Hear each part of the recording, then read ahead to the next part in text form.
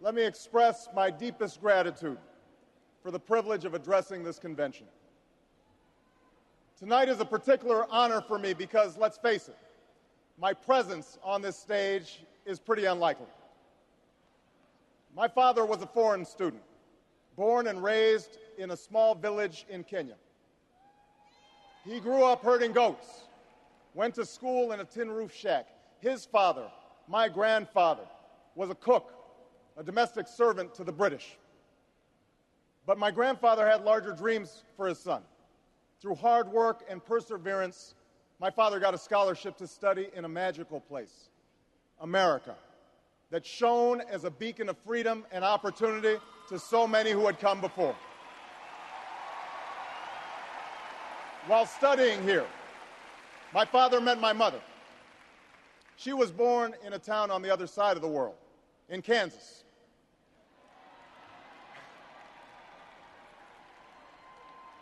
Her father worked on oil rigs and farms through most of the Depression.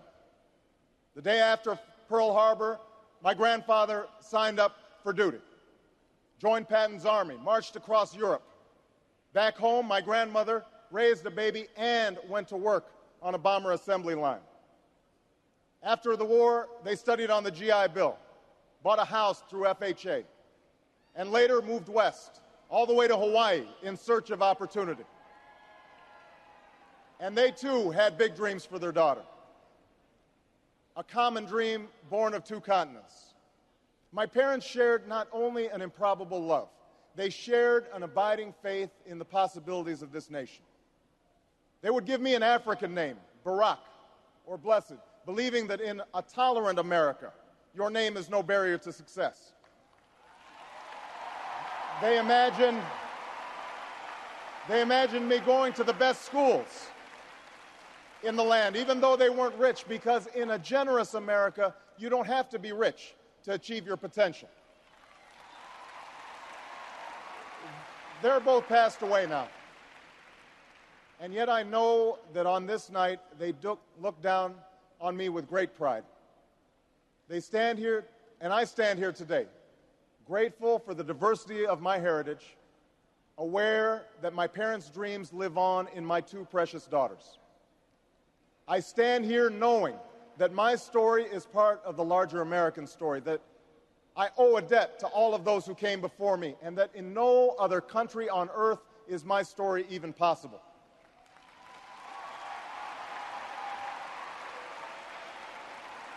Tonight, we gather to affirm the greatness of our nation, not because of the height of our skyscrapers or the power of our military or the size of our economy. Our pride is based on a very simple premise, summed up in a declaration made over 200 years ago. We hold these truths to be self-evident, that all men are created equal, that they are endowed by their Creator with certain inalienable rights, that among these are life, liberty, and the pursuit of happiness. That is the true genius of America. A faith in simple dreams, an insistence on small miracles, that we can tuck in our children at night and know that they are fed and clothed and safe from harm, that we can say what we think, write what we think without hearing a sudden knock on the door, that we can have an idea and start our own business without paying a bribe, that we can participate in the political process without fear of retribution, and that our votes will be counted, at least most of the time.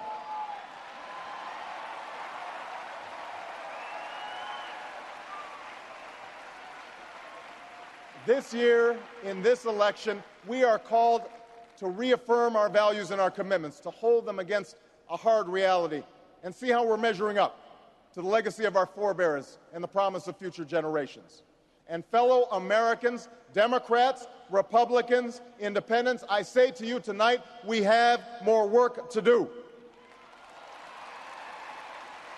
More work to do for the workers I met in Galesburg, Illinois, who are losing their union jobs at the Maytag plant that's moving to Mexico, and now are having to compete with their own children for jobs that pay $7 an hour. More to do for the father that I met who was losing his job and choking back the tears, wondering how he would pay $4,500 a month for the drugs his son needs without the health benefits that he counted on. More to do for the young woman in East St. Louis, and thousands more like her, who has the grades, has the drive, has the will, but doesn't have the money to go to college.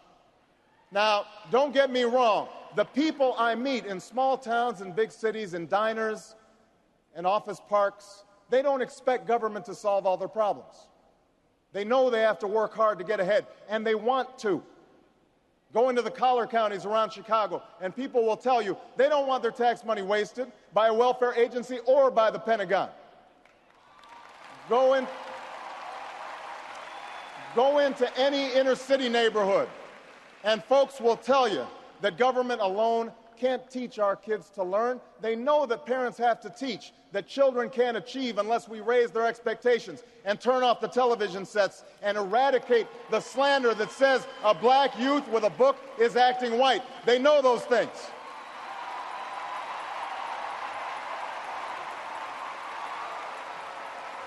People don't expect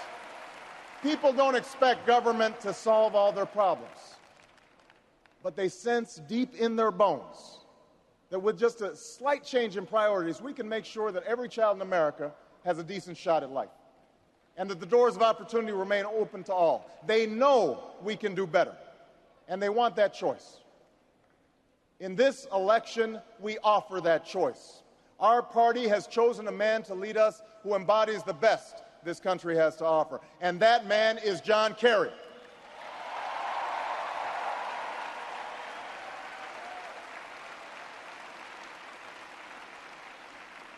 John Kerry understands the ideals of community, faith, and service because they've defined his life.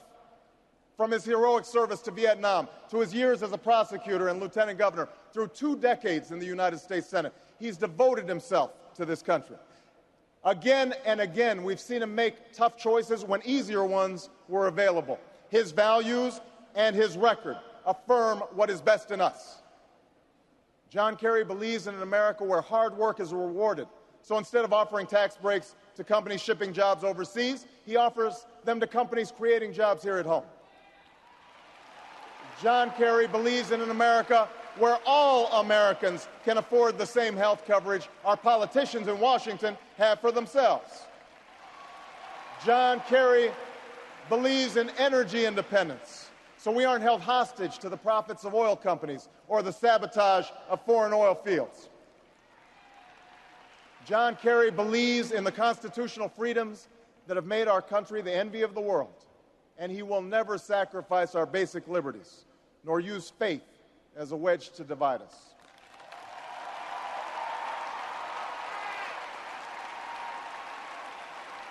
And John Kerry believes that in a dangerous world, war must be an option sometimes, but it should never be the first option. You know, a while back, I met a young man named Seamus in a VFW hall in East Moline, Illinois. He was a good-looking kid, 6'2", 6'3", clear-eyed with an easy smile. He told me he joined the Marines and was heading to Iraq the following week. And as I listened to him explain why he'd enlisted, the absolute faith he had in our country and its leaders, his devotion to duty and service, I thought, this young man was all that any of us might ever hope for in a child. But then I asked myself, are we serving Seamus as well as he's serving us? I thought of the 900 men and women, sons and daughters, husbands and wives, friends and neighbors who won't be returning to their own hometowns. I thought of the families I'd met who were struggling to get by without a loved one's full income, or whose loved ones had returned with a limb missing or nerves shattered, but still lacked long-term health benefits because they were reservists. When we send our young men and women into harm's way, we have a solemn obligation not to fudge the numbers or shade the truth about why they're going, to care for their families while they're gone, to tend to the soldiers upon their return, and to never, ever go to war without enough troops to win the war, secure the peace, and earn the respect of the world.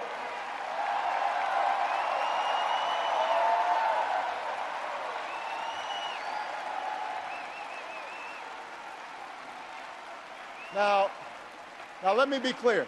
Let me be clear. We have real enemies in the world. These enemies must be found, they must be pursued, and they must be defeated. John Kerry knows this. And just as Lieutenant Kerry did not hesitate to risk his life to protect the men who served with him in Vietnam, President Kerry will not hesitate one moment to use our military might to keep America safe and secure. John Kerry believes in America. And he knows that it's not enough for just some of us to prosper. For alongside our famous individualism, there's another ingredient in the American saga, a belief that we're all connected as one people. If there's a child on the south side of Chicago who can't read, that matters to me even if it's not my child. If there's a senior citizen somewhere who can't pay for their prescription drugs and having to choose between medicine and the rent, that makes my life poorer even if it's not my grandparent. If there's an Arab American family being rounded up without benefit of an attorney or due process, that threatens my civil liberties.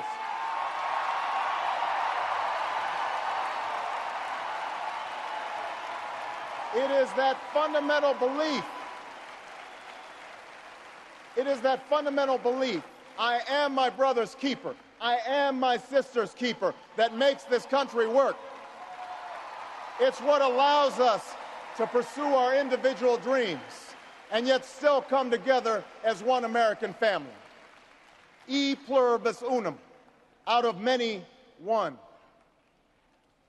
Now, even as we speak, there are those who are preparing to divide us. The spin masters, the negative ad peddlers, who embrace the politics of anything goes. Well, I say to them tonight, there is not a liberal America and a conservative America. There is the United States of America. There is not a black America and a white America and Latino America and Asian America. There's the United States of America. The pundits like to slice and dice our country into red states and blue states, red states for Republicans, blue states for Democrats. But I've got news for them, too. We worship an awesome God in the blue states, and we don't like federal agents poking around in our libraries in the red states.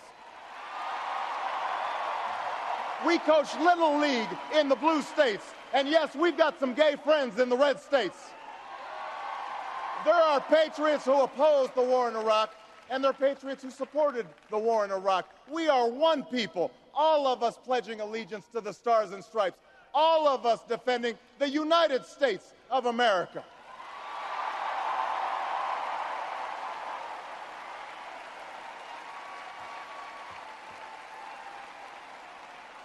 In the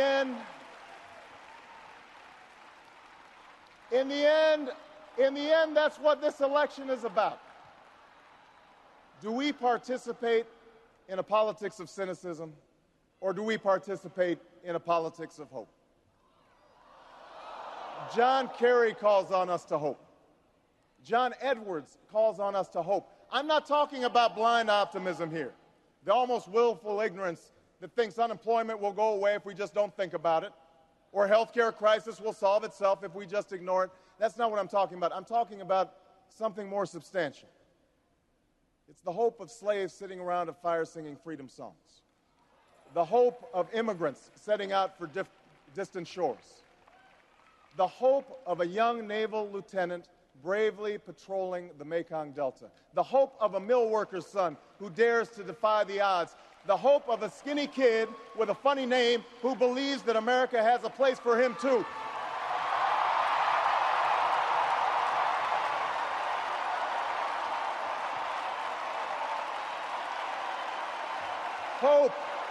Hope in the face of difficulty, hope in the face of uncertainty, the audacity of hope.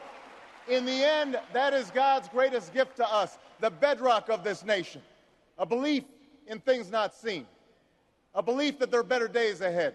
I believe that we can give our middle class relief and provide working families with a road to opportunity. I believe we can provide jobs to the jobless, homes to the homeless, and reclaim young people in cities across America from violence and despair. I believe that we have a righteous wind at our backs, and that as we stand on the crossroads of history, we can make the right choices and meet the challenges that face us. America, tonight, if you feel the same energy that I do, if you feel the same urgency that I do, if you feel the same passion that I do, if you feel the same hopefulness that I do, if we do what we must do, then I have no doubt that all across the country, from Florida to Oregon, from Washington to Maine, the people will rise up in November, and John Kerry will be sworn in as president, and John Edwards will be sworn in as vice president, and this country will reclaim its promise, and out of this long political darkness, a brighter day will come. Thank you very much, everybody. God bless you. Thank you.